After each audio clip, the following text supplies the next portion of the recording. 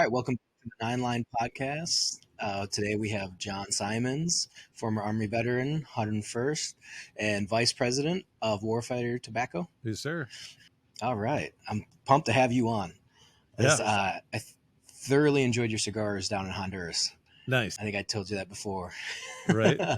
Every single night, Jeff handed them off, and he was like, "Hey, who wants to smoke cigars or whatever?" And people are kind of like, hesitant. Yeah. And I was like, me. I got this. This is delicious. So we'll kind of start with the brief history here. And so where did you grow up and how did you get yourself into the military and what was the path that led you down that road? Yeah. So originally I'm from Boston, Mass. Born and raised, lived there till I was about 15, and then moved a bunch of different places. My stepfather worked on the computer industry, for lack of better words. He did like microchips, worked for Intel, that whole nine. So he moved around a bunch with all those different companies as they were starting to get, that was the big .com boom type deal in the early 2000s, or late 90s. So we were moving all over. Ended up in Minnesota and graduated high school up there. And I was like, you know what? I'm good. I need to get out. So went down to a recruiter's office. I was like, hey, I want to jump out of planes and blow shit up. And they're like, cool, you're going in the Army, infantry. And I'm like, yay. I have no idea what that is. One, that's awesome because I live in Minnesota. I'm from Minnesota as well. So where'd you grow up or where'd you graduate from? Rochester? Okay, yep. Yeah. My grandparents lived down in Rochester for a number of years. Yep. So I'm up over, Prior Lake, but me and my wife live in Egan now. But So what years was that? Like, is that 98 to 2000? Okay, so it was like right before 9/11. 97 to 2000. Yeah, I joined in 2000. So it was peacetime Army. I was like, this will be fun. I'll get to do some cool stuff maybe, but I get to get out of Minnesota. Yeah, and then just shy of 2 years later, 9/11 happens, and I was like, oh, this could be fun. It could be real fun. Yeah. So did you go back in, or how did that work out? Or yeah, so I joined in 2000. I was at Fort went through basic, all my schools, stuff like that. I was stationed up at Fort Campbell, Kentucky. 9/11 happened, and just we got money, we got funded, we got to do some cool training, all that kind of fun stuff. And then now, after that happened, after we got the funds, deployment orders started coming down, later down the road. So did all that. I ended up getting out of the military 2005, moved to Arizona, moved back to Boston, moved back to Arizona, lived in Europe for a little while, all over the place, just trying to settle down, figure out what I wanted to do in life. So I ended up working with a guy that I served with, Scott Jansen. He had a gun store in Nebraska. We had a platoon reunion. Got pretty drunk there, and I was like, I need to come sell guns with you. Like, that's just something I need to do in my life, Yeah. And he's like, yeah, let's do this. So about a year and a half later, I ended up moving to Nebraska, and running the gun store for him and trying to grow that and do all kinds of fun stuff. And then we got the idea to start Warfighter Tobacco shortly after that. And then kind of went down the rabbit hole. Scott ended up selling the gun store because Warfighter took off, and then we ended up moving it down here to San Antonio, Texas. And we've been down here about 4 years now, just trying to do the best we can with what we got. Awesome. So what years was that founded in Warfighter? Like, when did you guys kind of get together with the gun store and then transition over? Warfighter was founded in 2016. The end of 2014 is when I started like the serious talks with Scott about coming down to Nebraska with the gun store stuff. And then 2015 is when I went full time to the gun store. And then, like I said, we started Warfighter. I think February 2016 is when we actually technically founded the company. August is when we went live with sales. So that time frame in between there was just craziness of, getting the, our website built, getting our marketing pushed out, product development, branding, all that kind of stuff. So it was pretty quick and dirty for a little bit. Yeah. So in those initial years, then 2016, like, especially like, I guess go back, like me and my dad smoke cigars. Is that something, that we did kind of bonding? I think if I remember reading your guys' bio correctly, you guys were smoking cigars on deployments and we did the same thing too. and coming back and forth on deployments, like that was something that I always, look forward to, was sitting down with my dad or my friends, because smoking cigars was kind of like, no matter what, you have to take an hour to an hour and a half to just stop.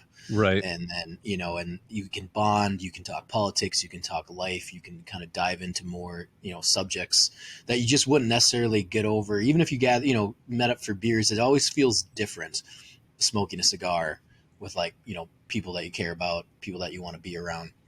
Is that something that you guys, before Warfighter Tobacco, like you started the company eventually, but something that like when you did start, like, man, we used to do that. That's something that maybe we want to embrace, Yeah. as a culture. I mean, it's kind of interesting.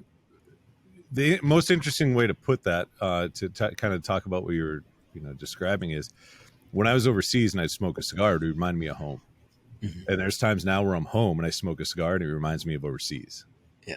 You know what I mean? So it's kind of like that full circle. Mm-hmm. There's definitely times previous to us starting the company where, we'd be sitting around, the group of people smoking cigars, and it's that common barrier breaker.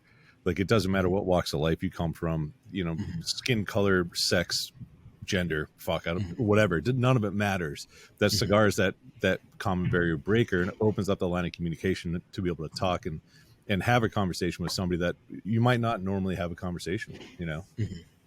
What was the that prep like for you guys? Like before you're like, we started the company, but what was the prep like, being like, let's do this? There's a market for that. 2016, it was, you kind of start seeing I was a contractor. So I was in from 05 to 09. I was a Marine, scout sniper. And then I went contracting after that, like a lot of us do.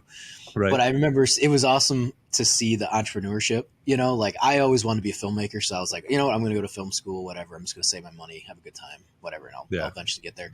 Whereas other guys, it was awesome seeing them kind of go through the cycle of like t-shirt companies. I'm sure you saw, like all the veteran t-shirt companies. There's some wild ones. There's one guy that was doing like ATM machines. It would give me the rundown on ATM machines, and then like just all this wild stuff, One guy wanted to go start a kayaking business down in Patagonia.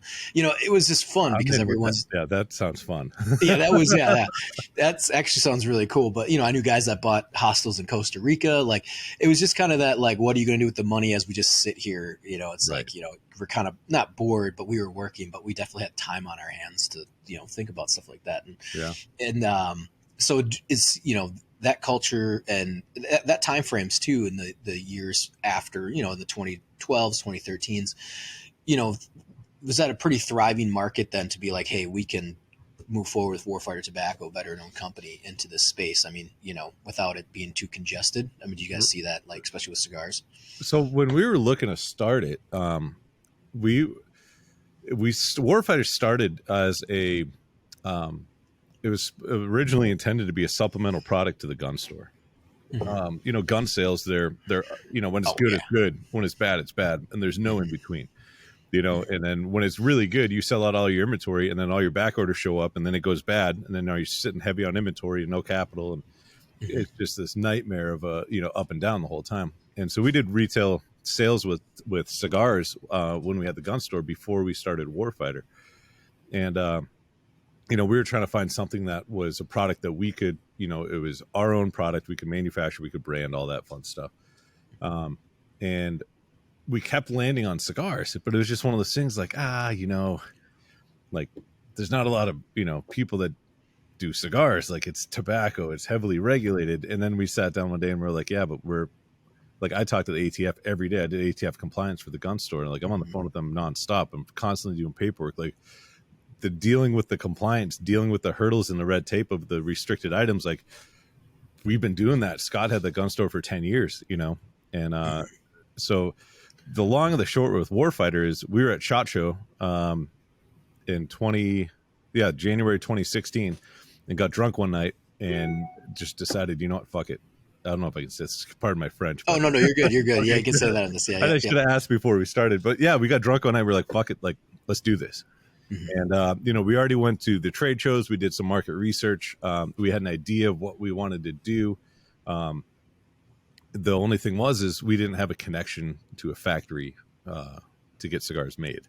So when we started the company, then it was just like, okay, now we really need to get, resourceful and try to figure out how we can actually make this happen. Yeah, we have an idea, we have a vision, and it's great, but now we need cigars.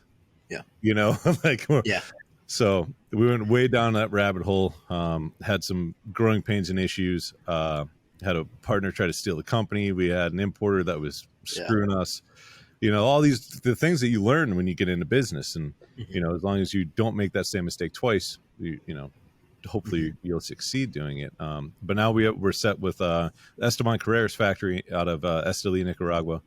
Okay. Actually, my partner Scott is down there right now as we speak, working on new blends and doing all kinds of new stuff. Kind of jealous. That's awesome.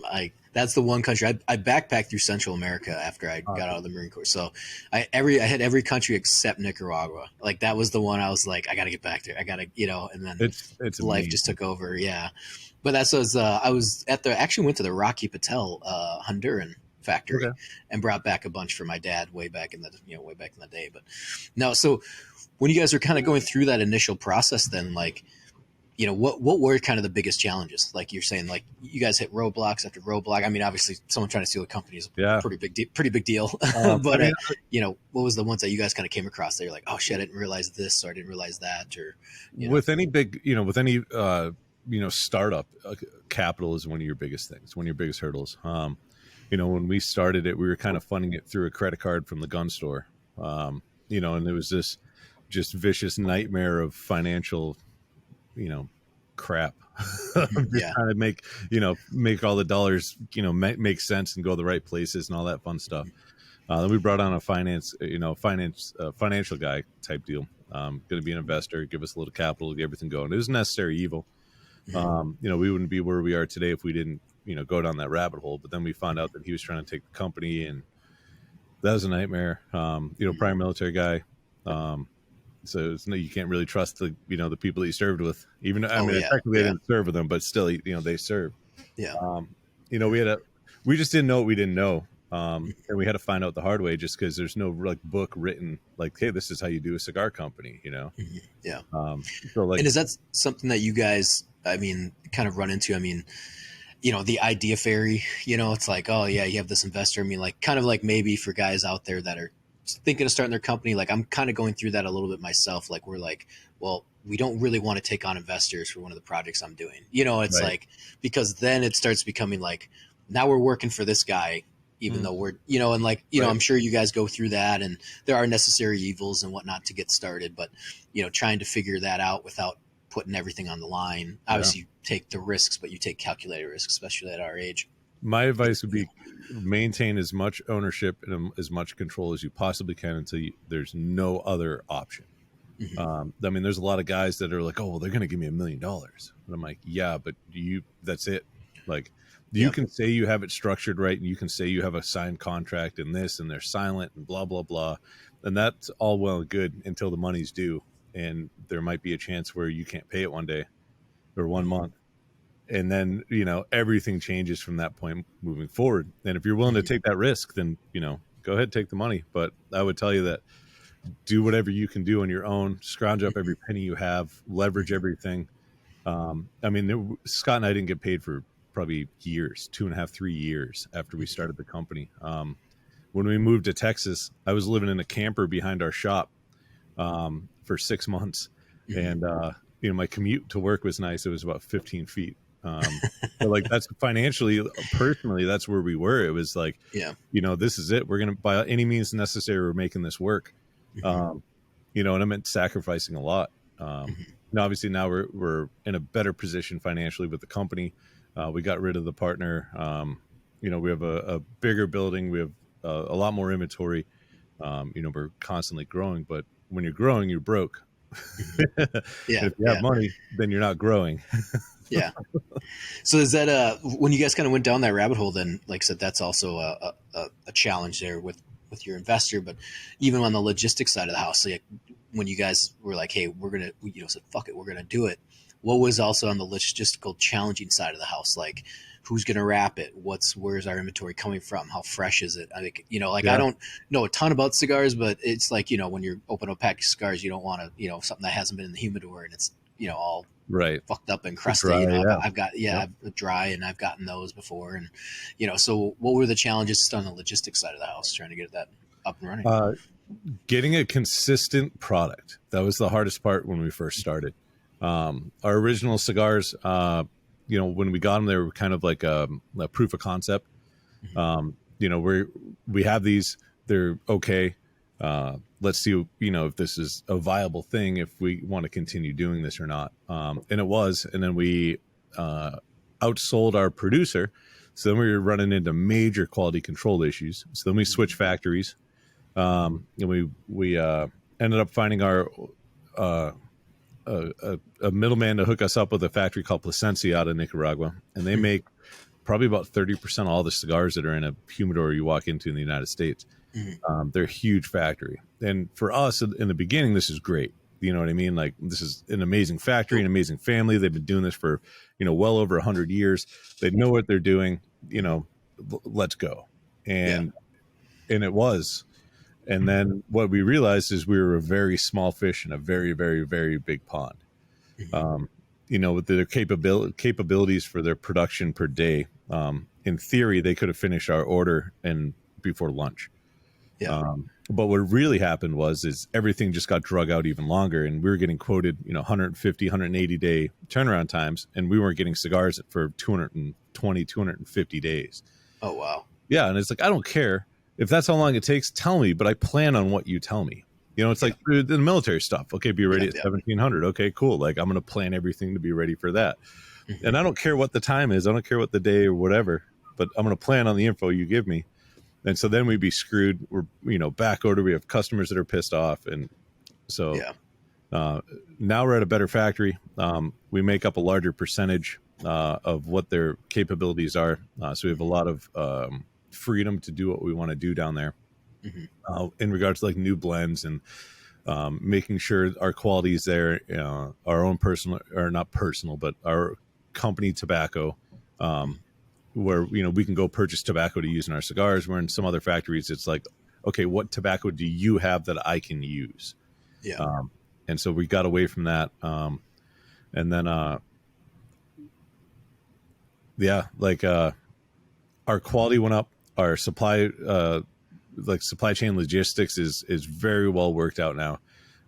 From when the cigars are orders placed, from when they ship to when it gets cleared in customs to us, all that, but we've been doing it for 7 years now. So, it was a lot of trial and error figuring it out. But now, like, we get quoted, 90 to 120 days, and for when the cigars are completed from an order and they're delivered in that time frame or beforehand, which is in this industry, it's almost unheard of. Oh yeah. So for that quality control, then, I mean, that's just what they quote then, where they're like, hey, they start production on yours at day 80 or whatever, or it's just kind of front loading that? Or so typically what happens is, like, you'll get quoted 120 days. You get 30 days. You place your order. 30 days is kind of like that, I don't know, scheduling time frame. They'll get everything slotted. They'll start collecting products and do all that kind of stuff. Your next 30 days is your actual production, which it might not take all 30 days. It might take, 2 days or a week, or what depends on the size of the order. That's when they actually roll all the cigars. And then the next 30 days after that, they age. So they take them, they're unbanded. They're just in bundles of about 25, and they just put them in like an aging room in a humidor, and they just let them sit. And that, it just allows all the different types of tobaccos to kind of marry each other, all the flavors to blend. It gets the flavor that was designed to come out of that cigar happens after that aging process. And then after that aging process, the last 30 days is packaging. They'll put the bands on, they'll put it in the cellophane. They'll put it in the boxes. They'll do all that kind of stuff, palletize it, get it ready to ship up to the United States.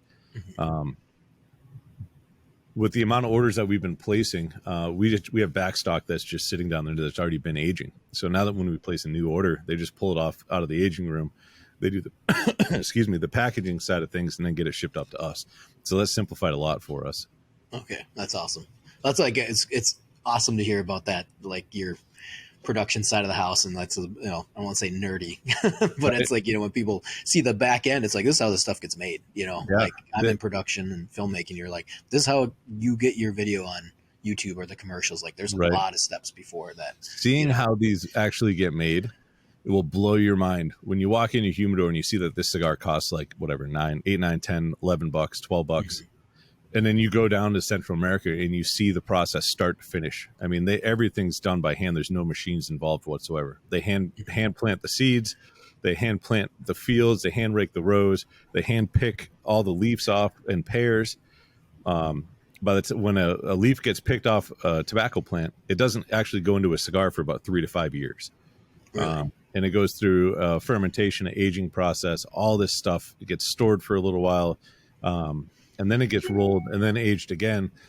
But everything's done by hand. So they say there's on average about 200 pairs of hands touch every cigar before the end user smokes it. And I think it might actually be more than that. Yeah. Wow. That's I had never known that. That's amazing. So when you guys are kind of going through this, I mean, when it comes to other, cigar companies out there, like did you guys draw any inspiration from anything else out there? Like beyond, like I used to smoke Rockies and acids and Cuba Cubas, they're vanilla infused, but that's just, I mean, those acids, tasty, the Cuba Cubas, it's the number one selling cigar in the world. Like people can talk shit about it, but like, there's nothing else. There's no other cigar out there that touches it. The downfall, the FDA has been trying to regulate, flavored tobaccos and infused tobaccos for a while now, and I think they're finally getting to a point where they're really going to start pushing against cigars that are like that. The non-flavored, like we have, they're premium hand rolled, all natural, tobacco, no additives, no anything put into the cigars. Mm-hmm. They get classified and defined a little bit differently in the FDA's eyes. They were trying to regulate extremely hard. I mean, every year, every election cycle, they try hard. Just because, I mean, it's tobacco, and they don't understand that cigars are different than like cigarettes and vape, and there's no additives in a premium hand rolled cigars. Like this is just all natural tobacco. Yeah, Cuba Cubas infused stuff. There's additives. Yeah, you know what I mean. Like, what happens when you light them on fire and smoke them? I don't know. But they taste good. That's about all we know. So we're constantly in this battle. The industry is constantly in this battle fighting against the FDA and against, government regulation. Nobody wakes up in the morning and is like, oh, fuck, I need a cigar. Like I know people that wake up and the first thing they do before they even say hi is they have to go have a cigarette. Yeah. It's way different with cigars, way different. And that's something I always told a lot of family and friends, like even my wife, it's not the same as smoking cigarettes. It's just not, like I was like, I do this once every so often. And then like, even on days, like I'm like down in Honduras where I'm smoking every night. Like, this isn't the same as, and you're not inhaling. My mom used to be a smoker, like way, way back when I was, I don't know, 5, 6 years old. I think she quit even before then, but my brother was a smoker and he quit. But like, I remember my mom trying to like smoke a cigar and she would like inhale, and I'm like, this thing would murder you. There's a few green, get all sick. I got a few friends that are like, how do you smoke it? I'm like, you just taste it and then blow it back out again. Like do not inhale. Inhale, you will die. And if you get through a cigar inhaling, go to the doctor. I don't know. There's something. There's one person wild. That I've seen that can do that. It was the master roller at the Plasencia factory in Nicaragua. And no shit. The entire day, he just had a cigar in his mouth, and he inhaled every drag that he took. And I was just like, bro.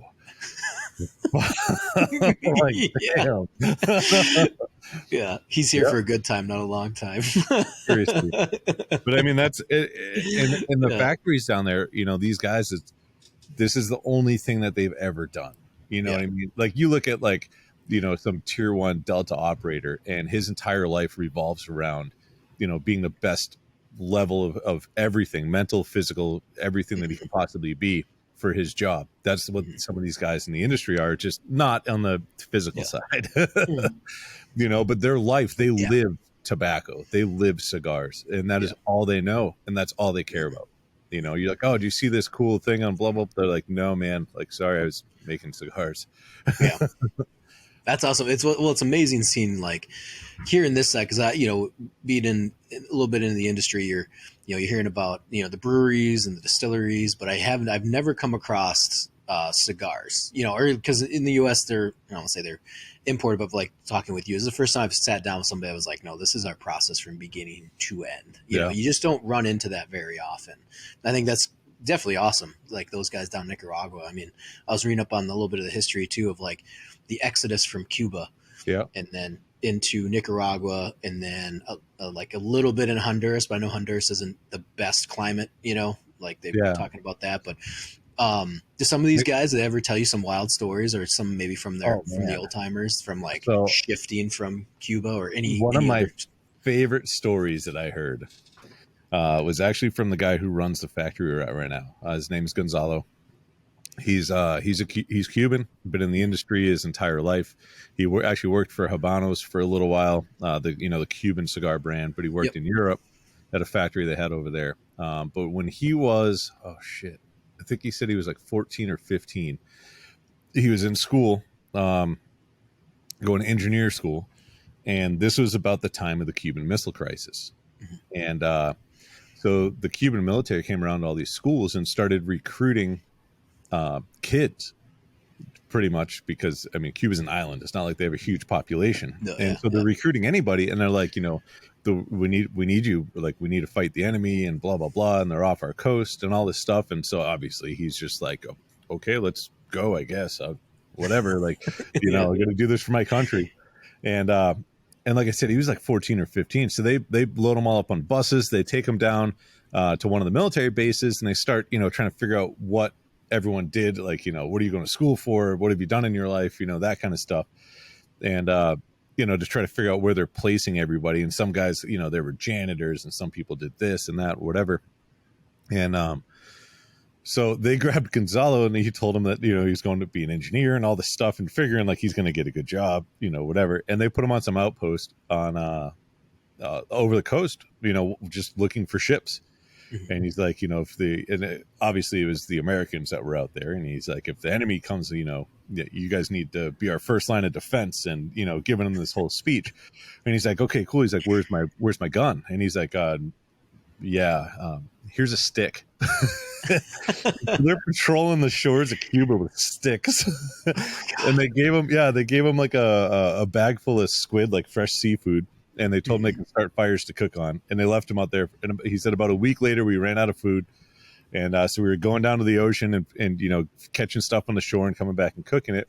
And, he's like, what am I supposed to do? A U.S. destroyer shows up and I have a stick. But it's a little bit different perspective on like the Cuban Missile Crisis and how everything went down. And then obviously all the stuff that happened in Nicaragua, in the 70s. Hearing those stories, there's still buildings that are just, have bullet holes all over them in Nicaragua. So seeing that history and the turmoil that country had, has gone through, and hearing the stories from the people that still live there, it's very interesting. It just gives a different perspective on how the world works, kind of. Yeah.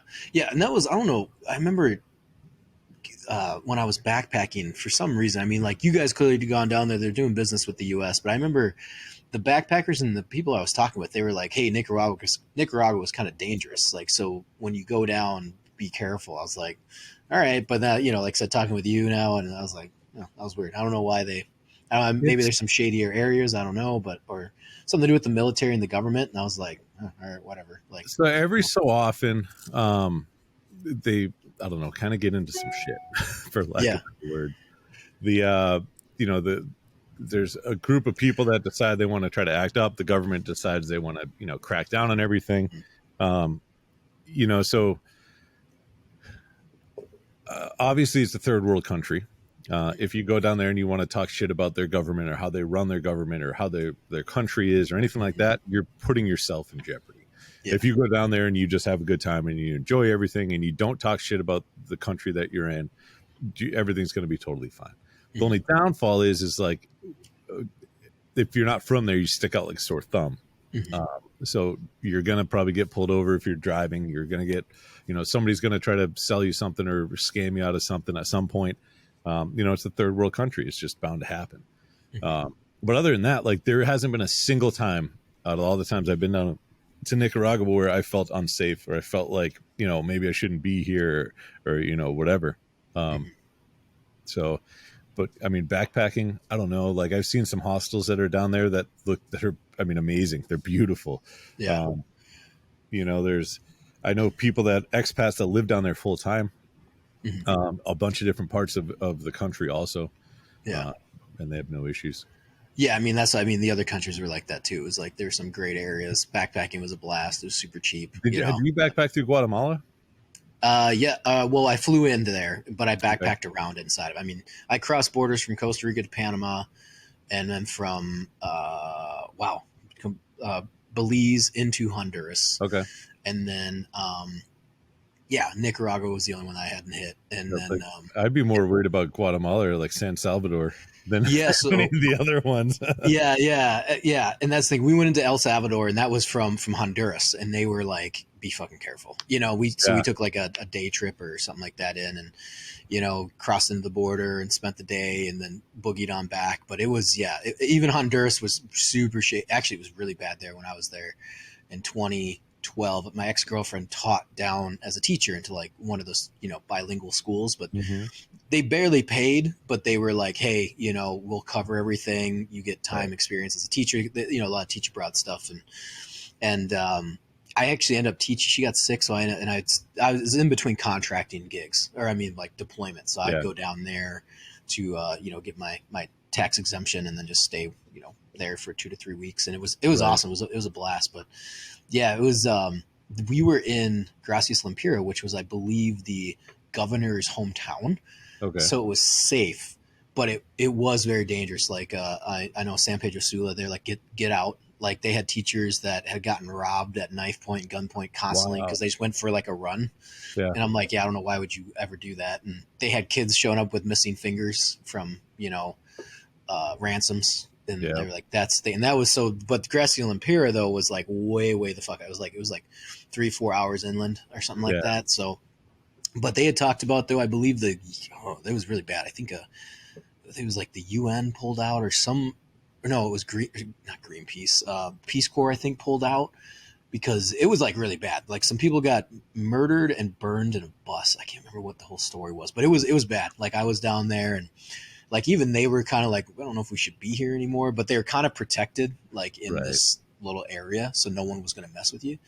But yeah, it was definitely shady. And I had some buddies in special forces that were like, yeah, be wary when you're running around Honduras. Like generally you'll be okay, but like, just be, don't stray too far off the path. Like, there's bad people down there. Yeah, exactly. Yeah. So anyways, but, so with the cigars and whatnot, so do you guys, when you were from the marketing side of the house, how quickly did that kind of develop? Like, said you guys, didn't take a paycheck for 2 years, and, how did you get the word out, and how did you guys spread the word, and what was your strategies behind that?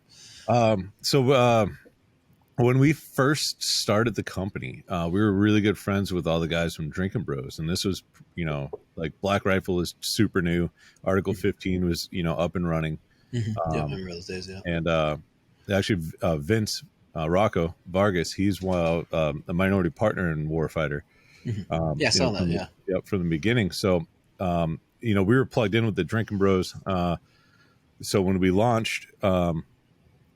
actually, this is kind of a funny story. We were supposed to launch the website. They had press releases. They had everything at all of our advertisement and everything like that was ready, slated to go. We had hard dates, the whole nine. Just probably maybe a day and a half before everything was supposed to get launched, we realized that our credit card processor is not working on our website. And it's because we do tobacco. And now we need to have a lawyer involved, have all this paperwork signed, fill out these special forms, write all these letters saying we're not selling cigarettes or chew. We have to get approved by Visa, MasterCard. Like, it turned into this thing, right? Yeah. But all of our marketing, all of our press releases, everything's already scheduled with hard dates. And we're like, fuck. Yeah. So everything goes live and we have no website. right? We have landing pages, we have our social media, but we have no way to actual process orders and do the things that we need to do as a business should be. And it took us probably 2 weeks to get all that figured out and done. Hindsight, what we realized is we just created this huge demand with absolutely nowhere to get the products. Mm-hmm. So when we flipped that switch and we got everything working, it was just like, holy fuck, this is the best thing in the world. Like every day is going to be like this. This is going to be the best company we've ever started in the history of the world. And we realized, no, we just created demand. And now we gave people the products and an avenue for them to go get it. Mm-hmm. But it was really nice that, we turned on the website and we immediately started getting orders, versus like, I know a lot of companies, they turn on their website and it takes them, they have to get their word out. It takes them a while to figure it out. Yeah. So that was pretty cool when we first started. But I mean, we do tobacco, so everything has to be word of mouth. We can't do any paid advertisement. We can't do Google AdWords or, sponsor a post on Facebook or Instagram or anything like that. So it's all organic, which is nice because the people that follow us actually want to follow us. We're not buying likes or anything like that. Mm-hmm. The downfall is we get shadow banned left and right. They just kill our reach on everything that we try to do because we do tobacco. Mm-hmm. So yeah, I noticed that too. I just did a post and I was messing with stuff for like boosting. Instagram, you can like throw $10 in a boost, and you're like, oh, cool. And in today's marketing, especially when we're with other brands, it's like, yeah, you're gonna have to do that. Like if you're, like Beyond or whatever. But I did it once with like I just had like a fun post about a whiskey I was drinking. I was like, oh no. If I boost this, will be fun. And it was like alcohol. I was like, oh shit. Like I didn't realize that they just flat out ban it. Everything. And so do you guys have to find some, like said, you had Rocco, and do you guys use then try to use then social media influencers, quote unquote, because is that like a nice workaround for you guys at all to try to like push it somewhere else or beyond word of mouth and organic, or, because they can post and with an audience opposed to like making Google push your ad? Yeah. In the beginning we did, we used, some social media guys. Mm-hmm. We used, obviously Vince, he's, part owner of the company. Mm-hmm. We used, Omar, Crispy, the Man Spot. I'm trying to think who else we did some stuff with years ago in the beginning. And I mean, they worked, but what we realized is that, we're selling a product that's a very, very small percentage of people in the United States. Mm-hmm. And so in order to, get our content to the right people, it's really hard. And there's a lot of people that are very, very, very anti-tobacco and anti-cigars. And so that was kind of a learning curve that we had to have with the influencers that we were using. Cause, ultimately we don't want to do anything negative towards you. Mm-hmm. Or get a stigma or get, especially now with how bad they're banning tobacco on everything. Like we don't want to jeopardize the fact that you can sponsor a post. And if we do something with you, you might not be able to do that anymore. I don't know what Instagram or Facebook's going to do. So I'd rather not find out and, maintain a friendship than try to have a business relationship and then burn whatever bridge, that was there and now put somebody else's livelihood in danger. Yeah.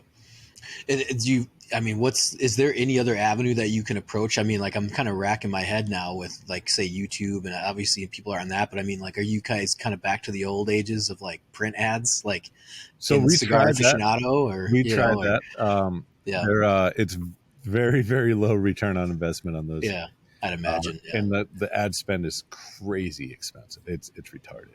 Like it's not. I'd rather take. I mean, I could get more ROI if I put 10 grand in a bucket, lit it on fire, videoed it, and put it on YouTube than if I paid to advertise in some of these magazines. It's just, it's hard. Like the cigar industry is a very unique industry, where like you can do these advertisements in these magazines and get ratings and do all this stuff. But it only works sometimes.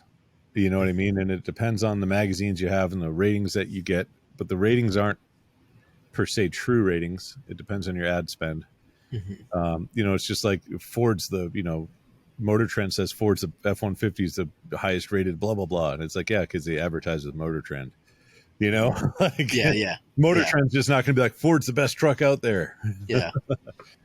Is there much like infighting competition? I mean, like with cigars, like in the cigar world and tobacco world, when you guys are like entering this, like have you guys gone up against any companies that are like, what are you doing on our turf, or any I would weirdness or something love like that? that. I think it would be a lot of fun. The fun part about this industry is we get along with about 99% of the people in the industry. Oh, that's good. There's a handful of companies, not even a handful. I mean, I could count on one hand companies that we don't really get along with. But it is what it is. Like there's nothing that's going to get in the way, business wise or in the industry wise, that's going to change anything. I mean, clearly I'm not going to name the companies. I don't talk shit about the companies. They don't talk shit about us. It's just kind of one of those things. It's like, if I see you in public, I'll nod and say hi, but I'd really like to bash your head off the floor. Like, sorry. Yeah. So then what's the approach that you guys take today then? Like with trying to get the word out beyond organic, like trying to do the workaround. Is it just still with influencers, or how do you? No, so we've actually started to steer away from those just because how much social media is kind of cracking down on just the tobacco side of things, and we don't want to jeopardize somebody else's channel. We do a lot of stuff like this right here. We do a lot of podcasts. We do a lot of podcasts with guys that are in the industry that do them. We do our own podcast, not through Warfighter. It's separate, but Warfighter is the title sponsor. We do, all of our social media. We grew a pretty decent following, at least in the cigar industry. But like I said, it's organic, so we can market to our customers that way. We do have a pretty good email list. We do marketing that way. But I mean, other than that, it's, the relationship building, and word of mouth is kind of the bread and butter in the industry right now. Yeah. Being out there, being seen, making sure, you're not out of sight, out of mind, that kind of thing. It's, but it's just hard because we can't pay for anything, if I could pay for social media or Instagram, oh man, it'd be nice. Yeah, I was gonna say you'd be like, woo, rocking and rolling. Right. I mean, you kind of, because it's cool to hear your guys' side of the story with that and the challenges. And then, because just like I say, I work in this space where, I have clients, I have brands, and they're just kind of like, well, we want to grow it. Like thing I always got through the years, especially in the early years of like 2012, 13, 14, I was in film school, and, people were like, hey, well, let's make a video. I was like, cool. And they're like, we need this to go viral. So let's make a viral video. And I'm like, holy shit, I didn't think of that. Of course let's make a viral video. You're like, no, you can't just really? make a viral. Yeah, really? Like, oh, all right. Like, shit, why did I think of that? Let's make 5 of them. You guys want to make 10? All right. But it is like, but taking even that away for you guys of like, you can't even, like, especially in today's space, it's so weird. Everything, I'll be with Omar next week. We're going down to Florida to go scuba diving, and I'll be with him in May as well for Warfighter and Nine Line. And we'll be wrapping up little projects there. But yeah, it's it's like that big influencer and how much the ROI is and getting them, like even that's starting to not decay, but it's starting to like not be as effective. And then and for you guys, because it's like, well, you can't even pay to push a post anymore, and I can at least go to some brands that obviously aren't tobacco, and I've talked. I said, look, this is the day and age. It's pay to play. I'm like, unless you have something that just absolutely you have some connections with some people. I'm like, if you are a brand out there, like you're gonna have to budget just like everything in marketing. You're gonna have to pay per post. Right. If you would like to get it rapidly, organic, rapid, or organic, it's gonna be way slower. Same with YouTube. Same with everything else. Like, it's just there's so many people out there. So yeah, how do you guys then navigate that? Then you guys, like I said, you just, you guys go to conventions, you guys, to try to grow it organically, but try to put your money in the right spot too. Yeah. So we have we have 2 trade shows a year that we go to. One we just did called TPE, Total Product Expo. I was in Las Vegas. And then the other one's called PCA, Premium Cigar Association. That's in July. So those are 2 big times to sell to cigar shops, brick and mortar lounges, that kind of thing.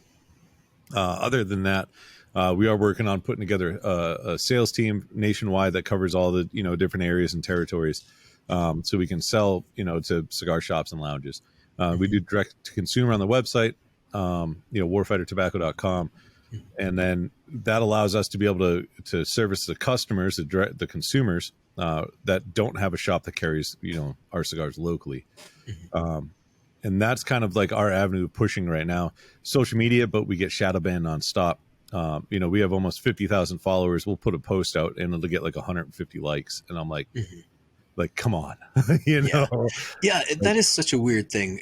Not to go too deep down that rabbit hole, but it's such a, like he's like, oh, I don't want to talk social media. Like, well, that's how businesses grow. That's how they get the word out now, or whatever. And you kind of start looking at people's ratios, and it's like, unless you have some really active users, like I've seen it with lunch people, like, and I don't think they're fake followers either, because sometimes you're like, I don't know, maybe they bought like 50,000 or something like that, but then you see it and you're like, that's wild. Like, why are they only getting, like, I think some people say nowadays you're lucky to get like a 1%, 1.5. And I'm like, that's nuts. If, like you said, you guys are 50,000 or how many you guys have, and it's like, 100 likes. It doesn't even make sense. It depends for us. So when we started, we wanted to stick, we call it ATF. We wanted to stick alcohol, tobacco, firearms. So when we did a lot of our social media, we had, booze and guns, because we had the gun store. We're all prior military, 100% veteran owned. So like when we started the company, it was like, okay, how are we going to do branding and marketing? What would be something that we will be true to no matter what for the entire length of the company? It doesn't matter. And so that's what we came down with Warfighter, because it was just like this, it's us. I don't have to try to pretend to be somebody or act like something I'm not. Like, it's us. Like, so we drink whiskey and smoke cigars, and our social media is the things that we like. We use all the things that social media doesn't like. Alcohol, tobacco, firearms. We do hunting. Excuse me, all that kind of stuff. And what we've realized is, we try to tailor our posts to kind of what Instagram is and Facebook is shadow banning at the time. And the only way we find out is just trial and error. We'll put, a series of posts out over the couple of weeks and realize that our reach is just getting crushed. Yeah. And so we'll change up what we're doing. We'll add in guns, we'll take away guns, we'll bring in booze, we'll do videos versus, pictures and, a little bit of everything. And just trying to figure out how the algorithm is right now for, stuff. So for a while we were getting crushed. Like I was saying, 100 likes on a post. We just put out a couple posts last week, and, we're getting back up 1,500, 2,000 likes, and, and it's just random, you know what I mean? So whoever's at the desk that day. Yeah, they were scrolling through and they missed it, and we're like, we made it, Yeah. Today we're okay. No, that's wild. Is you guys on more than some of those other platforms? Like, I mean, like I said, I haven't gone too far down that rabbit hole, but you have, I don't say, Twitter seems like I know a lot of people because of the Elon Musk takeover. Right. I've known a lot of people start feeling like I think we might have to put some more effort into Twitter again. We do, all of our stuff that we do on social media gets shared across the board. And so we just started doing Twitter again, just because we didn't have I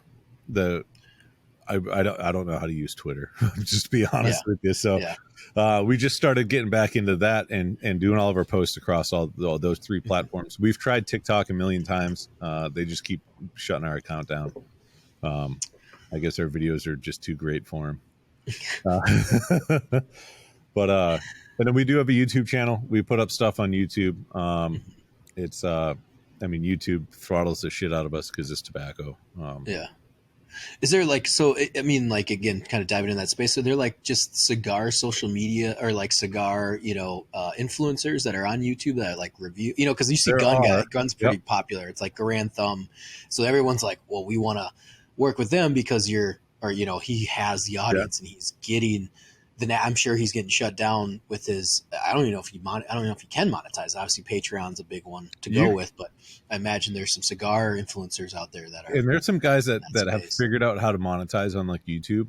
And it's very, very tricky on the things that they can say and not say, and what they can put up and tag in their everything. Like it's very interesting to see. But one of the largest accounts on YouTube is called Cigars Daily. And it's run by a guy named Tim Swanson. He has a shop. It's based out of Arizona. And he does amazing videos, very informative, very unbiased. talks about etiquette, how to, a little bit of everything. But he's been doing it for a long time. But he does a great job on it. We've been on his show a couple times, and they do carry our cigars, cigarsdaily.com. But it got to the point with him where he built a platform on his own. I think it's called Cigars Daily Plus, I think. And it's his own streaming platform that he built where he publishes his videos. He goes live on YouTube and then transfers over to that so he can actually talk about the more in depth about the cigar side of things, because YouTube will just ban him and shut his account down. And so like that's kind of what guys in the industry, that are focusing on using social media and the internet as a marketing platform kind of have to do. They're all these other big companies don't want to do anything with tobacco. So, you can use it for a little bit, but if you really want anything to go after that, you have to start your own stuff. Yeah. So like you said, you were saying like, if you could go onto a podcast, be like, hey, can you put this in on your little ad? They'll snatch that ad up real fucking quick then. Like, like built Sometimes. in, like, yeah. Like not so much for like the paid on the Google side, but if you go directly to the podcaster and are like, can you just say presented by Warfighter Tobacco and then move on? Is that effective, or is that flagged as well? It works. Like I said, we do our own podcast. It's called the Freedom Friends. Warfighter's the title sponsor for that. So we talk about it. We smoke cigars, throughout the whole show. And we definitely have a good following based on us doing that. But it's also myself and Scott and two of our friends, Jazz and Mikey. So half the podcast is technically Warfighter Tobacco, but we just wanted to, we didn't want to make it a cigar-centric podcast. It's there's guys out there that do that, and some of them do it really well, and some of them it's just like, this hurts to watch. yeah. Well, that's something too. I mean, like I said, just in that, it's crazy to see, and I think it's awesome though too. You start seeing more of the personality, especially like with you guys, like in the smaller, I shouldn't say smaller, but like the entrepreneur space, doing everything you can. Like, like when's the last time you seen like, Coors Light, or not Coors Light, but, Budweiser and all those guys on a podcast trying to like sell shit, or being like, hey, we're just going to, it's the CEOs and the CFOs, just, bullshitting with each other. And it's kind of a fun space to see that. And like I said, it's awesome to be like, like we're doing a podcast right now. 9 Line is now, firing up a podcast. So this will be probably coming in the next month, and I'll be hosting most of them, and Tyler will take a few, and we'll, go back and forth on the hosting. But like I said, with you guys are like, hey, this is the way to get the word out. This is how we do marketing, When we started our podcast, it was pretty funny. We had a pretty large company in the veteran space tell us that podcasts are dead and they don't do anything and blah, blah, blah, and all this stuff. Right. And we were like, oh, cool. Like, we're still going to go full speed ahead with this. Yeah. And, we did that. I think we're on year 3 of doing our podcast now. We record every Monday. We have 2 pieces of content we put out every week. And it's just like, whoever thinks podcasts are dead is a fucking idiot. Like, there's so many people that they'll put it on, they'll put AirPods in or do whatever while they're working, and then or listen to it in the background, listen to it when they're driving, Yeah, absolutely. I think that's a space too with, I think when people think of like, oh, are you trying to do Rogan? Yeah, there's a million more podcasts than there was 5, 6, 7, 8, 9 years ago. Right. But at the same time, you're like, well, you're no longer like on television or restricted to like certain time slots. You could find 50,000, listeners, and that shit generates revenue. You don't have to have a million listeners. You know what I mean? Like 50,000, like that still means a lot to, a company wanting to advertise. Like say you guys, like, you got 50,000 listeners, like, whatever that ratio is to pay, or however you're approaching that, space, especially like you guys with struggling. Like I said, this is the first time I've talked to somebody that's like, yeah, we have an issue. We can't even market. We can barely utilize social media other than we post and just pray to God that it picks up steam and we get 1,000 likes, and that's it. Whereas like other companies I work with, they're like, we're dumping $30 million into boosting our posts and boosting YouTube, and it's like, holy shit, and some I talk to as well that are like, you just got to commit. It's just like, you have to think of that's just the way the ecosystem is now. Like you are now paying to play. Organic reach is there, but it's not like it used to be 5, 6, 7 years ago, and God bless the guys like that started even 6 years ago. At least guys starting like now, it's like, fuck. Good luck, like, hey, Godspeed, do what you got to do, but that momentum is slowed on the organic side. But, like I said, if you're selling tobacco, though, I mean, that's just like a wild story to hear. Like, that's how challenging that's going to be. Well, yeah. And for the other industries, I mean, you got to look at it from a business side of things when it comes down to like the social media, the use of social media. These are privately owned companies that are for-profit companies. This isn't just like a free platform like everybody thinks it is, where I just go on and have fun and blah, blah, blah. Like, no, these are businesses. These guys they have bottom lines, they have numbers they have to make, and their ad spend is where they generate revenue. So if you think for a minute that you're going to be able to go on there and not throw money at it, if you have the ability to, and be able to grow like you want to, that's just not how it works. No. But then again, like if we could throw money at it, we'd be throwing money at it. It's an advertising avenue that it's very underused by some people, and overused by others. There's a handful of people that actually figured it out. Yeah, but they're throwing, millions of dollars a month in ad spend on these companies, and but it works for them. They figured it out. Yeah, not to, like I said, I was gonna actually had this thought before, and like with you guys and or going back to the ad spend, I mean, like I think a big one that I think sticks out to everybody most recently is the Liver King. Like when they're like, oh, he just naturally grew. It's like, no, he didn't. Like when everything came out, he hired a company. He had a, and like just knowing MySpace, like, film production and video production, you're like media production, you're like, all right, so he had like 3 guys there. You got a dedicated editor. I mean, like the amount of just that, like if someone came up to me like, I need you to live with me for the next year and do daily updates, I'm like, you're like, this is like a $300,000-$400,000 ask, plus we're going to dump all this money into ad spend, which they did. And then he was like, we need to hit 1 million followers within a year. And they did it within like, I think like 9 months, like I read that whole, cause that to me is like, oh, marketing 101. That was actually a great marketing tool that he did, but the amount of money he blew into everything and going on every single podcast and going on, and like I know some guys are like, there's other bigger company CEOs that want to have their voice heard, but they're just like, so they're paying for the kind of the heavy hitter podcasters to come on. I mean, that's the next kind of avenue, it's like, oh, you want to grow up, have, actually can't get Joe Rogan on, but you're talking about like, let's have, some of the influencers on, like guys who are trying to get Jordan Peterson on or trying to get, like kind of the political, but they're in the spotlight, but flavor of the day, what's the controversy? Let's have them on. Let's talk whatever to help. But they're paying for those people to come on, or they're paying for those slots. They're paying and boosting that. And it's just, they're just dumping like you said, $1 million a month into that's just on the ad spend side. That's not even like the production of the actual video itself and the back end. And then be like, all right, cool. Well, and like I said, you guys are kind of like, you have your, hands tied. So like I said, it's awesome to hear you guys thriving and surviving, or I should say, thriving in this, in this atmosphere with your hands tied behind your back, like into this race. You're already down a peg, and we're trying. And the worst part, and I say this jokingly, but the worst part is like, we're good people. So what I mean by that is like, we don't want to try to do something with another company, knowing that we have the possibility of jeopardizing, what they can and can't do on, social media.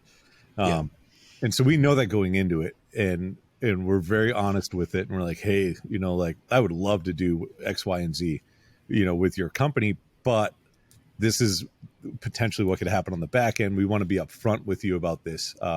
So if there's any other way that we can work together, that'd be great. But I want to give you a heads up, like this might not be a good thing. Yeah.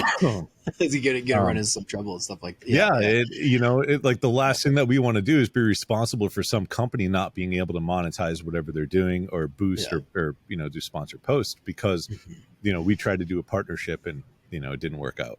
Like, I'd rather just be like, you know what, like, hey, you guys are cool. Sorry. yeah, exactly. We don't want to bring your channel down or do anything like that. So what's kind of the the overall for you guys, I mean, it sounds like you're doing great. You guys are growing. What is kind of like what you're thinking on your 5-year, 10-year plan? Like, are you, expansion wise and, you know, percentage of the cigar industry and all that kind of stuff? You guys have like certain goals you're setting or anything that you're trying to reach? Yeah, we, I mean, our immediate goals, like I was saying earlier, is building out our national sales team, to be able to, support all of our wholesale accounts or brick and mortars that carry us, to be able to service those accounts how they need it. The cigar industry is very interesting, for lack of better words. Yeah. They want a rep to come into their shop every 6 weeks and, talk to them and check on their inventory and, hang out with the customers and do all that stuff. And I totally get it. I understand it. Where it essentially the cigar shops, it's a retail sales. So we need somebody to do representation. We need somebody to represent the brand, how it's supposed to be, to inform the staff, to inform the customers, about new products and, all that kind of stuff.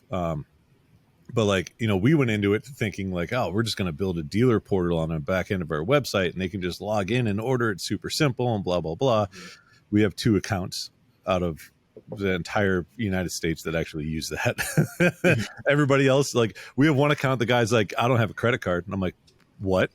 I'm like, bro, it's 2023. He's like, yeah, I don't believe in him. And I'm like, okay. I was like, so like, what? He's like, yeah, I'll mail you a check. Like, well, you know what? Awesome. Let's do this. Let's go for it. Yeah. But it's funny because there's so many people that are, I wouldn't really say stuck in their ways, but they're, there's so much technology that's out there and there's so many better ways to do things. But they're kind of in this, if it's not broke, don't fix it type deal. So, and our job isn't to educate the industry on, new stuff. So we just try to integrate as much as we can and hope people accept it. Yeah. Sometimes they don't. So how many people do you guys have employed and staffed, and like how you guys started, at the gun shop, and where are you guys at now? Like, how big's your facility? And so we have 4 employees right now. So myself and Scott as the owners, operators, and then we have Justin who does he's our director of propaganda. He's actually sitting behind the screen right now, making sure this goes smooth and I don't mess anything up. And then we have Dave. Dave covers Texas, Oklahoma, Kansas, Nebraska, that kind of area territory for sales. And then he does a lot of stuff around here at our headquarters also. Dave actually worked for us at the gun store and then moved down here from Nebraska to continue, employment with us. And so that's it in-house. We do have a broker that covers kind of the Southwest for us. It's called Cigar Mechanic Brandon Wells. He does a really good job for us in that area. And then we're working on, getting other either brokers or reps to cover different parts of the country for us too. And then, but yeah, so for full-time guys, that's all we have. We have some friends that like to help us out as best as they can. And then we have some minority partners that, they can kind of do what they need to do. When we started, we only knew so much. So we wanted to bring in guys that knew more than us in certain, areas and aspects. So we brought on Chris as one of the founders. Chris was a lawyer, a JAG officer in the military. So he has that side of things, like the legal side, he's anything that's written on the website that's like, oh man, that's very well written. That was him. Myself and Scott, we were grunts. So yeah, that's not in our wheelhouse. Brian Betty, he's a retired officer. He was, he liked to blow things up when he was in, engineer.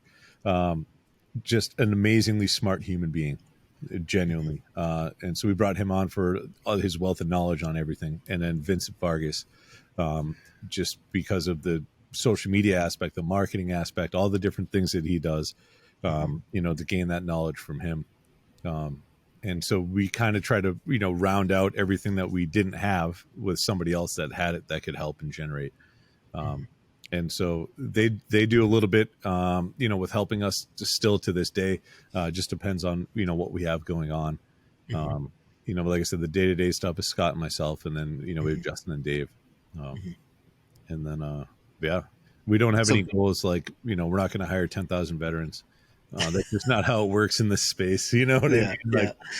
Like, at max, we'll probably have, 15 to 30 employees. And we have to get pretty damn big in order to have that. Because everything's already done for you guys, correct? In Nicaragua, I mean, most of it, like the packaging you said and everything. We don't do. There's only one factory in the United States that does mass production of cigars, and it's JC Newman, down in Florida. And they pretty much do it to be able to say that we still manufacture, to hold that heritage, to hold the traditions.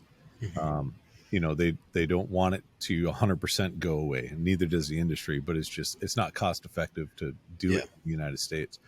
But all of our production is done down there. Our factory is completely separate, business wise than, Warfighter in the United States. So here, essentially it's, fulfillment, sales, marketing, all that kind of stuff, customer service. And, once you get your positions full on that, it's like, okay, I'd love to be able to hire more people and support more families. I don't know what I can make you do, I don't really have a position open for you. That's wild, because I saw you guys were pretty busy during the Christmas season, all that kind of stuff, like getting everything out. It's like Q3 Q4 are pretty busy for us. That's awesome. I mean, that's wild. So you guys are just kind of staying, I don't want to say small, but you're, it's not like one of those businesses where you're just like, we gotta hire on 10 more people, or we gotta get this going, or that's just very much kind of, you guys keep it in house and, rock and roll. I mean, we have plans for growth, and plans for hiring and stuff like that. But the biggest thing is, getting the right people in the right seats. I'd rather wait and not get somebody in here and find the right person to do it than hire somebody and, have to do damage control, or, they're only around for 2-3 months and then I got to start all over again. So it takes a special type of person to work in the cigar industry. So you guys seeing then growth, you just kind of year over year, kind of see how it goes, especially even with this recession, pandemic, and all that stuff. Like sometimes COVID helped. Yeah, I was going to say there's some industries that like COVID just like blew up. They're like, oh my God, we're making way more money than usual. I imagine because people were at home and they were like, I need something to do. Or I'm going to smoke a cigar. Yeah, exactly. Sit in the office all day long, and you know. So COVID was an interesting challenge for us, just because, I mean, the whole world shut down essentially, and we still need product. We need to make sure that the business is still going, and so we were able to get production through COVID, even though especially in Central America, they got hit hard down there. Everything was locked down and shut down. And so, I mean, obviously there's workarounds for everything, especially in third world countries. So the factory was closed, but we were still having cigars made, and shipped up to us and everything. And so if we didn't switch factories when we did, because we went down there, we solidified the change of factories. And then when we got back, Scott and I got back from that trip, the next day, the entire world shut down with COVID. If we didn't solidify that then, we wouldn't be around today. We wouldn't have product. It would have been a bad day. But, been pretty, So, and it's funny, like hindsight looking back, like a lot of the decisions that we made as a company, at the time we were just like, you know what? Yes, this is the right direction we want to move in. This is the right thing that we want to do. We're all in, let's go. And then we look back and we're like, holy shit. Like if we didn't make that decision, it would have been detrimental. Like things would be drastically different today. I don't know where we would be. Like I said, with the COVID thing, switching factories, I don't know if we'd even still be in business if we didn't switch when we did. But at the time, we had no idea that could have been an option down the road. It wasn't like writing on the wall, like we have to do this right now. It was like, this is a good idea. This gives us more freedom, more control, blah, blah, blah, And then now looking back, it was like, oh shit. Like, we were, 24 hours away from maybe not being in business anymore. We didn't even know. It's like fate and luck plays its cards. Right. We were the same way. We moved into our house like 2 weeks prior. We got our conceal and carries like the week of, you know what I mean? Yeah, like, and like, good luck it was a after mad that. rush to the, mad rush to the gun stores, you know, cause no one had, and we went and bought, you know, just kind of like those weird things. I'm like, all right, we're going to go buy our pistol now. We've been holding off on it. And then everyone, Right. there's a line and the shotguns are sold out here in Minnesota. Yeah. And we were like, oh, cool. I'll take that Glock and that, you know, Springfield. Cool. It just, that was it. And, Yep. you know, my wife, she's not a huge gun person, but she was like, we need to go get these like right now. So it was this weird, like fate plays its cards. Like we were at this really shitty split level and then we moved and then COVID hit. We get our, you know, concealed carries and we're like, all right, cool. You know, and Right. go get, go get our guns and all this other stuff. But yeah, that's wild. Like, especially you guys switching over like that. That's, you know, survivability, especially in this industry. That's sick. Well, awesome. I mean, this was an amazing conversation. Like, I mean, I definitely want to have you guys on again and, you know, appreciate coming on and doing the podcast. Is there anything, where can everyone find you and, you know, what's your guys' location or Instagram and our website is warfightertobacco.com. On Facebook, Warfighter Tobacco Company. On Instagram, it is Warfighter Tobacco, and you actually have to type out Warfighter Tobacco. Okay. If not, if you just try to do Warfighter or anything like that, Warfighter Company shows up. That is not us. And we're trying to get that count removed, and it's been a nightmare. But because Warfighter Tobacco shadow ban and Warfighter Company falls sooner in the alphabet, that pulls up first. So we are not Warfighter Company. We are Warfighter Tobacco. Same thing on Twitter. And then, like I said, we got the, you know, we do our own podcast. Am I missing anything in places to find us? No, I think that's it. Yeah. Awesome. Those are the basics. Yeah. Awesome. I do want to do one more shout out before we go. Yeah. And I got to give a shout out to Warfighter Scuba. They're a nonprofit based out of Roatan, Honduras. We pretty much met because of that, even though we haven't met in person. But Nick down there runs a tight ship, and he does some amazing things for vets. Yep, absolutely. In fact, I'll caveat onto that because this will be going out. But yeah, absolutely. You know, if we got some time, like, how'd you like that? The Warfighter Scuba, like, you know, it was amazing. I think, yeah. Oh yeah. Sorry. Go ahead. So I went down. I followed Warfighter Scuba for, I don't even know, since before their VA debacle crap. And that's a story for a different show. But yeah, so I followed them forever. You know, I've been in scuba diving since I think I got certified originally in '98, and so I've always wanted to try to do something with them. I just didn't know what capacity. So I think it was last year. I was looking for like a last minute, you know, experience, and it was right around the time of my birthday in July, and so I sent Nick an email, or I sent Warfighter Scuba an email. No, I didn't know Nick personally at this point. And I was like, hey, man, like, I absolutely love what you guys are doing. I want to come dive with you guys. What will it cost me? How much do I have? You know, like, I don't want to go through your nonprofit. I want to be able to support you guys, but I want to be able to check you guys out. Like, what's my, you know, overhead to come down and do this with you? And so we went back and forth for a little while. And, you know, I ended up going down there for one of their dive weeks. Hung out with a couple guys, Purple Heart recipients, had an amazing time.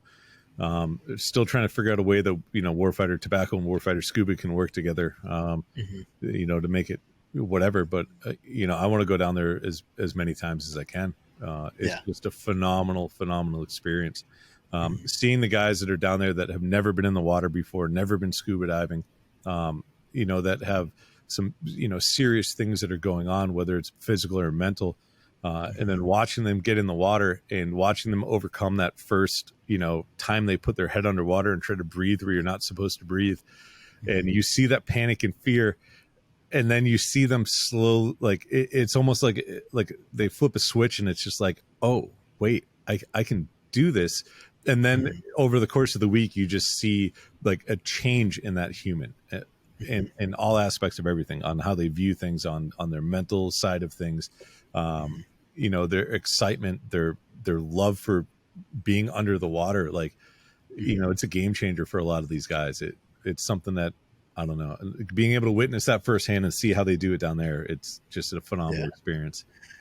Yeah, and that's something that like I'm working with him hand in hand now with his media and everything. So Yeah. like I said, I'll be with Omar in next week, and then I'm heading back down in May. In fact, I think I missed you by about a month. I was originally supposed to be there, and I screwed up and got a wedding wrong, so they had to shift me to October. I think you were September, right? I think you were the July. or July. Oh, so you were Yeah. July. Okay, okay, Yeah. yeah. So they were, they were when they introduced the cigars. I was like, oh hell yeah! But no, it's the same thing. I agree with you, and that's why I'm working with them, and I served with Nick in Iraq, and, Oh, we nice. were we it just happened. So like, I was like, when we first linked up, I saw the VA article initially like 2-3 years ago. It was like, Yeah. hey, they're. I'm like, that's amazing because I scuba dive. I always told my guys that for years. I was like, go scuba diving. Like, it's a great therapy. Yeah. I've been doing it, wherever I go. I try to get a scuba, go diving. And, so we finally linked up and found out, he was a part of headquarters company, and he was at the Haditha Dam and I was down in Barwana. But I do remember him like at headquarters, like tall motherfucker. I was like, oh, Right. that's right. That was you.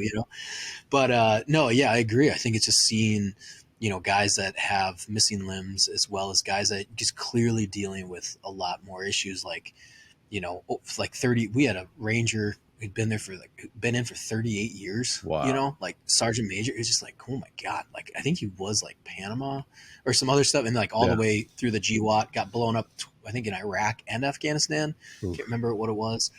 And, and you just like, you just mentally, you're just like, everyone is, it's exhausting. So that gets that kind of out of your system and you sleep better. And the guys Yeah. are, it's kind of a detox too, like, Right. I know Nick cut out alcohol and I totally understand it. Like, I think as we get older, it's a little bit, those days, I'm sure you remember those days, like, after I got out, it was like, we just try to get together and party and it helps a little bit, but I never dove quite into the nonprofit world, like, hey, let's go hunting. And especially in those early years in the 2012, 2013s. And Warfighter is the first time I've participated in an org. Okay. But I've talked to other guys that have, and they were like, they're fun, but then it almost sometimes amplifies issues that they already have because now everyone's drinking, telling war stories, they're dick measuring contests. They don't know who they are. And now, Yeah. or whatever. And everyone's figuring it out. And then they're, arguing or whatever. And a few of the people I talk to, they're just like, yeah, it just turns into like an issue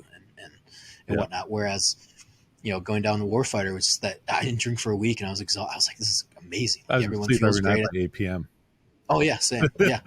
Yeah. It Yeah. was great. Like I said, we got done. We ate. He went home, and we're like, I'd smoke a cigar, Yeah. Warfighter, and then I was doing all the photography and video for that portion while I was down there, and I was a participant, but I still rented gear just to be like, hey, this is an amazing opportunity. So, and we go through photos and everything. Just was exhausted at the end of the day, but yeah, you kind of see the guys with that mental clarity start coming up. They can start. They're under the water. You're there for like 45 minutes, and it's just peaceful, Right. And I think, I think one of the best things about diving, especially with the guys that have a lot of like, internal things going on, is you're essentially putting yourself in this position where you could die. And then like Softly, it says it the best, die living. The closer to death you are, the more alive that you feel. And I'm not saying that you're going to die when you go scuba. I mean, there's a chance. It's there's always an inherent risk. But the thing, as soon as you get onto that water, nothing else in the world matters. Nothing else in your life matters. All that chaos and all that noise that's going on in your brain, it just disappears. You're in this foreign environment. It looks like you're not even on this planet. You're constantly monitoring all the things that are going on while you're under the water, checking your air, making sure your dive buddy's good, checking your buoyancy, making sure, your depth, your time, like all these things are going on. And it's just enough of a distraction to shut off everything else that's going on and get you to actually focus on where you're at in that moment. And that's it. And that's like my biggest thing and why I push so many guys that are prior military guys to get in the water. It's just like, dude, like, yes, you might be afraid. Yes, there's that barrier you have to overcome. I was like, but once you do it, I was like, it's a game changer. Like, you like skydiving? Most guys are like, yeah, it's great. It's so much fun. I'm like, yeah, but it lasts like 45 seconds. It's like, but you have that same mental clarity for 45 minutes while you're underwater. Yeah. Exactly. And that's everything you just said. Like I've told that to people before. I'm like, it's just, you focus on everything. There's a slight bit of danger to it, but you're, That's what makes it safely, fun. yeah, that's what kind of makes it fun, but at the same time, you're going into environments too, and you're seeing new things, every time you dive, like you're just going into a new world. Yeah. And so now you're experiencing something new, you're decompressing, you're still got a little bit of adrenaline, but but everything is just focused. Everything just like gets tuned out, and you Right. just can just chill, focus, and get back to that where, like I said, I've heard about people with skydiving too. But again, that only lasts 45 seconds. You're like boom and out. Right. With diving, you just can just float. Like that's some of the best times I have. You're just like floating, and you just like look up, and it's just like, especially in Honduras. I mean, the diving there was insane. That's probably, depending on what you're looking at, that was probably some of the best diving that I've ever been on, or dive spots. I've done Iceland, which is like a really cool, diving through the tectonic plates, but it's not like the open, warm ocean. Like I was in a down onesie. It was freakishly cold, so, right. But at the same time though, it is one of those things where you're like, man, this is relaxing. This is, this really, as he says, decompress the stress, but it really does. And everyone that's come through there that I've talked to or he's talked to, it's just like, yeah, it legitimately is that way. Like, it's not just, nothing against other orgs that do the hunting. I think that's a great thing. Yeah. I think orgs in general, helping veterans out with that, with their issues, I think that's awesome. But the scuba diving and warfighter scuba definitely take it. It's to me, it's on a just different level, like of, helping veterans, especially wounded ones, man. Like guys missing limbs. I mean, you can't climb a mountain and go shoot a goat. I mean, you kind of can, but highly assisted, but you're not, it's not the same as like, hey, we're going to throw you in the water. You're on your own, homie. Like, but also you have the freedom to move however you want to move. Where on land with gravity, you can't do that. Exactly. Yeah. It's like you almost made whole. And I think a lot of those guys like that. Like you're made whole a little bit more, just being able to take all this in and absolutely, all that stuff. It's amazing. I love working with them. So looking forward to going back down diving with Omar. But that'll be fun. Yeah, absolutely. Well, awesome. Well, thanks for coming on the podcast, and it was great talking with you today. And we already kind of went through what you guys, where we can reach you guys at. Warfighter Tobacco and everything. Awesome. Well, thanks for coming on, and hope you guys have a great day. Thank you. You too.